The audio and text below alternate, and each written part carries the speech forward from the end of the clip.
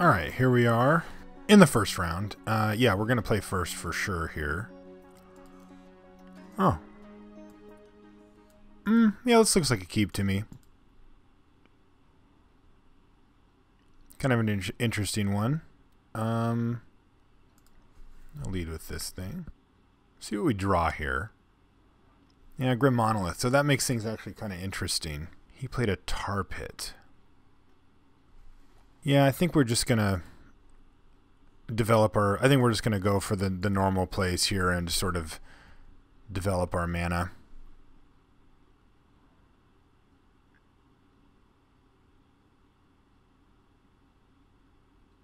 If we're on the draw, we can pitch Griselbrand to Dimir Aqueduct, basically, and kind of set up something. But being on the play means that, no, we're going to get a Grim Monolith, and, like, we're going to have 2 of our 4 black mana needed. Plus, we've got ways to protect our stuff and also deal with any threats that he drops. Like, I think we're going to be in an okay position here. Oh, Wrenchmind. So we can actually just get rid of Griselbrand here and then something else, or we can just ditch like Spellskite and keep Griselbrand. But I think I want Griselbrand in the yard more than in my hand at this point. 2, 3, 4, 5, 6, 7, 8. Maybe not. Maybe I just get rid of Spellskite here. Normally I'd be pretty happy with this, but I think we can actually cast Griselbrand. We're 2 black mana sources away from being able to just cast him. And so I think I'm just going to get rid of Spellskite here.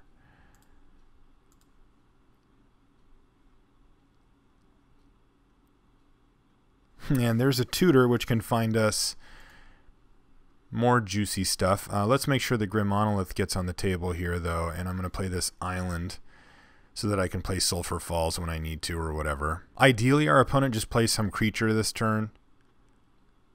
And we can Demonic Tutor and Chainer's Edict him. Chainer's Edict's not too bad to have in the yard either because it has flashback and we've got a lot of mana coming. But no, I think getting both activations. Yeah, like see, this is where we can just use it. Alright, there's Bolas. So that's nice. Bolas only requires double black. So we can actually 3, 4, 5, 6. We can actually play him 3 next turn. Sulfur Falls gives us red, but we need 1 more black mana source in order to do this. Like if we would have played Sulfur Falls instead of Island, then we'd have black, black, red, blue, black, black, red, blue, 3. So we still wouldn't be quite there, right? We've got 3, 4, 5, 6, 7. Yeah, so we're still 1 mana away no matter what. So for this turn, well, we know one thing we're gonna do. We're gonna Chainer's Edict him. So let's just do that. Get rid of his Spectre. And then I feel like we want a Demonic Tutor here, though I don't know exactly what I would get yet. But I'll fire it off. Let's take a look. I want to make sure we resolve it, basically. What's the best thing we can get? Probably just like Necromancy. Maybe even just Bitterblossom. We could just start going to town with Bitterblossom. I don't think that we want a sneak attack here.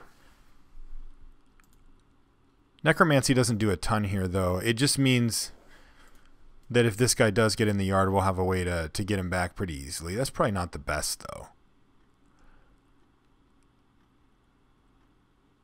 Shriekmaw seems obviously awful against our opponent here. I mean, not that it's impossible that it hits something, but it's not great. We could also get a card like Izzet Charm. But I think I'm probably just going to take Bitterblossom, actually, because I don't think his deck can really beat it.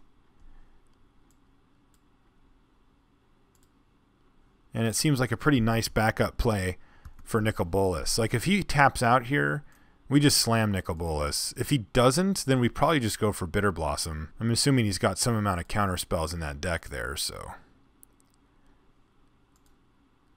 So, I think, yeah, I'm just going to try to play a Bitterblossom here, and if he counters it, that's fine. He doesn't even counter it. Alright, well, this is going to get real interesting. If he doesn't have any good counter spells, he must be doing something end step. Maybe he's got a Vendilion Click or something. Because Bitterblossom will tear him apart. Blue-black can't touch Bitterblossom. I mean, they can bounce it, but... And this is funny because that actually just works out very well for us. Bouncing Bitterblossom. Oh, but now he gets to take it away. All right, well, that's really annoying. I was going to say, because this is actually quite good for us, because bouncing Griselbrand or after we spent all these resources to dig him back is very annoying for us. But yeah, he's going to jack our Bitterblossom. And we're going to see what he does with his turn. He kind of doesn't have a big choice here. He sort of just needs to pass the turn and represent a counterspell of some sort that we can't, so that we can't feel comfortable just windmilling Bolas. All right, now he has access to white, which changes everything. And we pick up Kozilek. 3, 4, 5, 6, 7, 8. We've got 9 mana. Yeah, but I'm going to go for Bolas here. Black, blue, red. That's 3, 4, 5, 6, 7, 8. I'm assuming that Bolas will get countered. And it doesn't. All right. Destroy target non-creature permanent. So, the question is, do we want to destroy the white or the tar pit? Remember, Bolas is going to go up to 8, so I'm going to destroy the Isolated Chapel because that takes away things like Vindicate and Faith's Fetters, Oblivion Ring, any number of stuff that can deal with Bolas, where Creeping Tar Pit against an 8 mana, or excuse me, an 8 loyalty Planeswalker is kind of just not a big deal. Our hand's kind of funny. He's got an Everflowing Chalice. Yes, it happens. You get to keep it. So we've got 2, 3, 4, 5, 6, 7. So next turn we can cast. We can just hard cast Kozilek as well. For now, though, we need to decide what we want to destroy. It looks like his colors are all pretty well situated. I think I'm just going to destroy the Everflowing Chalice. That just takes him off of the most mana. So I think that's probably the most powerful thing. What this does is kind of force him to activate Creeping Tar Pit and get in there. What I'm more worried about is that he plays something like Cairn and takes out Bolas. 1, 2, 3, 4, 5. That would have been 7 mana. So he would have been able to untap and potentially play Cairn and kill Bolas. And now, like, if he doesn't want us to ultimate Bolas, then he's got to throw Creeping Tar Pit at it.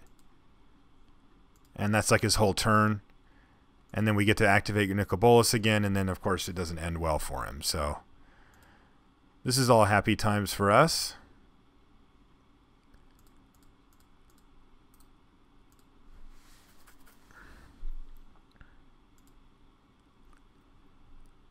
Uh, 3, 4, 5, 6, 7, 8, 9, 10. I suppose that we play around Force Spike here. I mean, I'd rather just kill the Tar Pit, of course, but that's fine. So what we did is we blew up his only mana. He tapped it for blue. We go to our second main. 3, 4, 5, 6, 7, 8, 9, 10. Boom. Remember, this trigger goes on the stack when you cast it, not when it resolves, so we just get all these cards. And guess we play City of Brass here, sure. So as far as magic cards that get you out of that situation, don't think that they exist for this converted mana cost. So what do we want to do here? I want to play Duress. I assume that he has counters, and I want to be able to get him. I'm going to cut Firestorm because even though it's still a nice discard outlet, I just don't think it's quite good enough to get if we're not killing a couple of creatures too.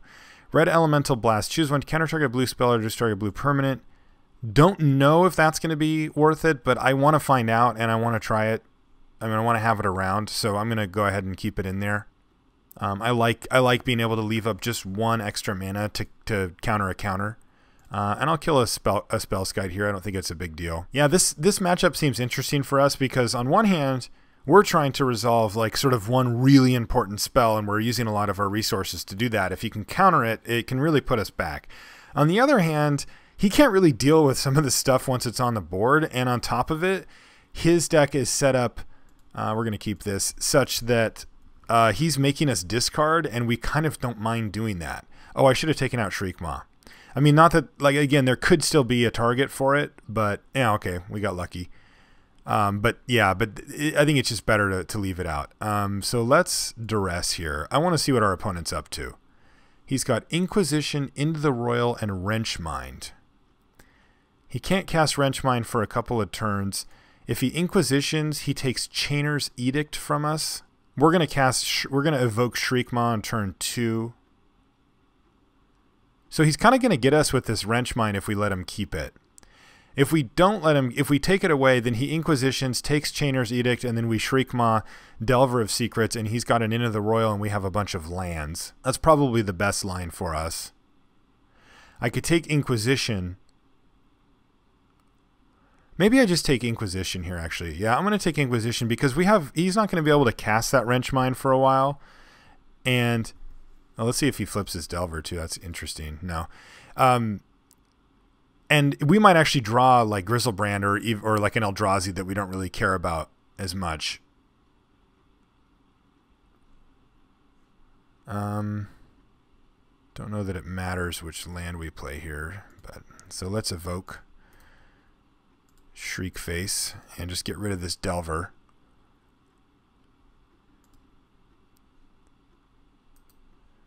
Yeah, that's the one. It's already targeting it? All right. And then that guy goes away.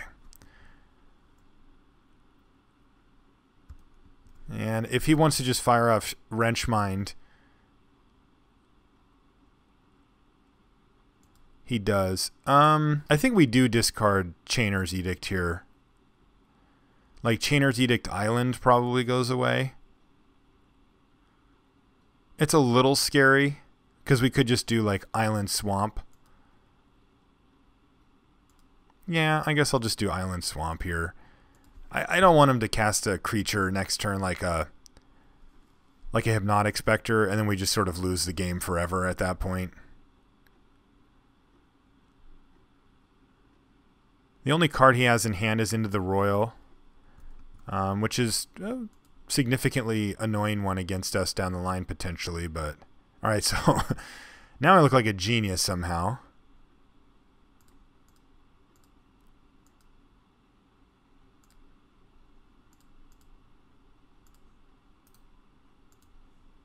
But that is why we made that play. So, because that Hypnotic Spectre would just tear us apart. I mean, that thing would do serious work. Creeping Tar Pit, if he wants to just start activating that and swinging. All right, Arena. So that's a nice one for him. So we have a little pressure on us here to start drawing some stuff. I'm going to cash in this Mind Stone right now. All right, we get nothing. And we have nothing. So go. So we're going to start falling behind really quickly now to Phyrexian Arena, and this game can get away from us pretty fast. That's really bad for us. What we need is deep analysis or something like that. We need to get a big card draw spell to kind of get us back ahead of the curve here. No Tar Pit activation. Interesting. He's on our upkeep right now. What is he doing? What's your game plan here, buddy? Upkeep Turnabout. What is he doing? Tapping my lands?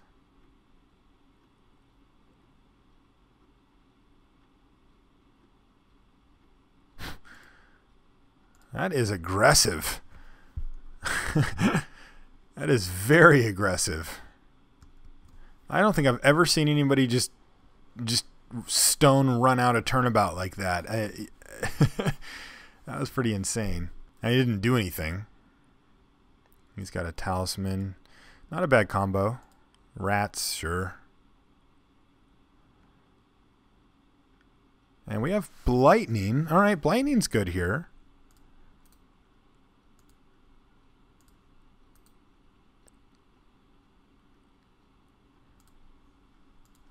Blightning. Get rid of 2 of your best cards, please. Or your 2 worst cards, as it were. Mystical Tutor Into the Royal. All right, that's interesting. Alright, I'm on empty, buddy. I'm hoping to draw either a fatty or a draw spell here. Rats are in.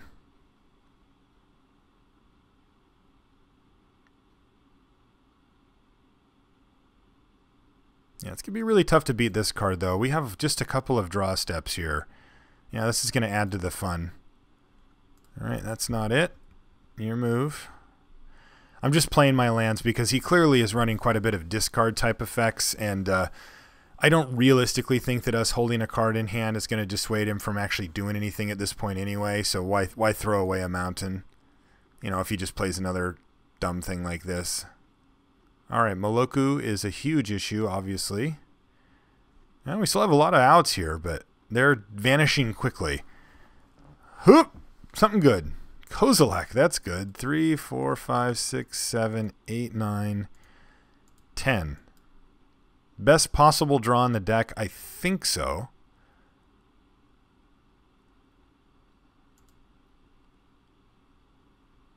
And he resolves. Wow.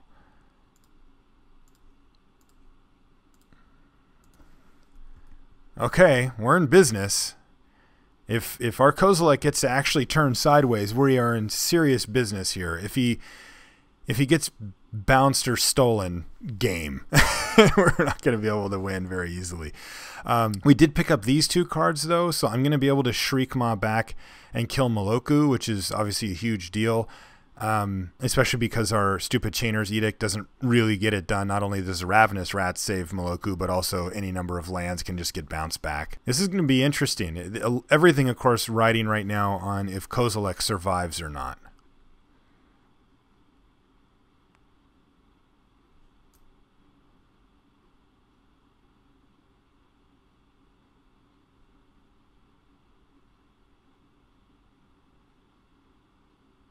He doesn't have anything good, does he? I can take his hippie. That's not good enough.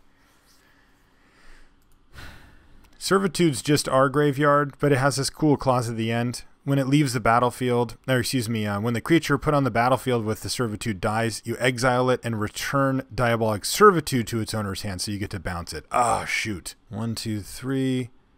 Is he just going to blow up the world here?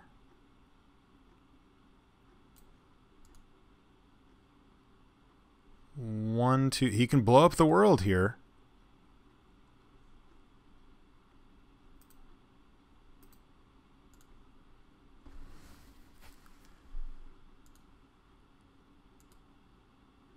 If he does, I think I get to Necromancy back Kozilek.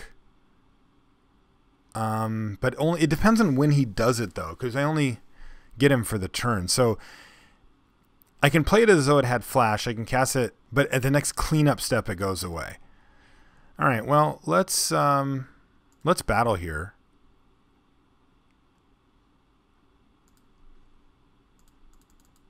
All right. He's letting me have this trigger, so that's a good start. Because he could have, right? He can do it, right? 5, 1. Oh, he's only got 4. Oh, oh, that's lovely. I missed that. I thought he could blow up the world and he was just waiting a turn, but he can't. He's 1 mana short. So that's fantastic for us because that means that we're going to get all types of stuff now. He doesn't really have a great way to do this. He's going to put a fate counter on something here. He needs to leave himself with 5 lands. So basically his goal at the end of this is just to have everything gone. In which case we're going to Necromancy Moloku and beat him with it. So he's putting a fate counter on Arena. What are you sacking here, though? 1, 2, 3, 4, 5. 1, 2, 3, 4, 5. So he can sack Erebos, Talisman, Moloku, and a land. Moloku, Erebos, and the rats, of course. All right, well, you're going to take a whopping 12 here, buddy. Is there any reason not to play this swamp? Of course there's not. I guess, can I get this back? Anyway. Gonna let him blow up the world here. Go to 3. This guy is a risk taker. We're at 15. He's got to spend 5 mana this turn to blow up his Oblivion Stone. That's going to kill this, this, and these 2 things. But he's going to die to his Phyrexian Arena. Alright, so there's Kozilek. So if I Necromancy it back right now, then the cleanup step it goes away and I get nothing. So, unfortunately, I'm screwed. Yeah, because this is actually going to just take out my whole yard. Oh no, I'm not screwed at all, because my plan is still just to take Moloku. So yeah, no worries there actually. Also, he's just going to die to his own thing. Alright, Red Elemental Blast is good here.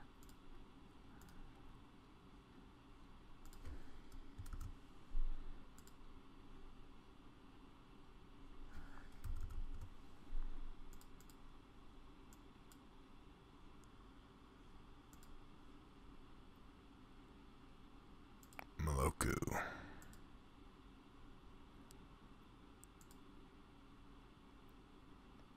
Lethal Moloku. Unless he can bounce his arena. Nope. Trigger's going on the stack. Not looking good for our opponent here. Yeah, I think he just needed to just blow up the world and not worry about saving Phyrexian Arena here. It's such a liability for him now. Because of the way that he had to sack his permanents, he needed to take the 12 from Kozilek. If he doesn't take the 12, he's at 14 now and he wants this arena, but he couldn't leave it correctly, apparently. Jace. Can I just kill Jace here?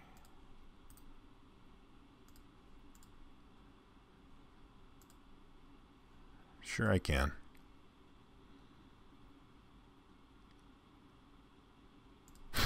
Blast fight. Yeah, you got it. He's just got a plus Jace here, which makes any of the things I bring back worthless, but it just buys him basically a turn.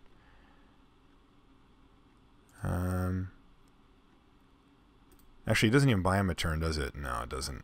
Not unless he has removal here. Or unless I make a mistake and attack Jace or something, which I didn't do. Alright, go. Don't die to that trigger. Alright. Got by round 1. We'll see you guys in the second round.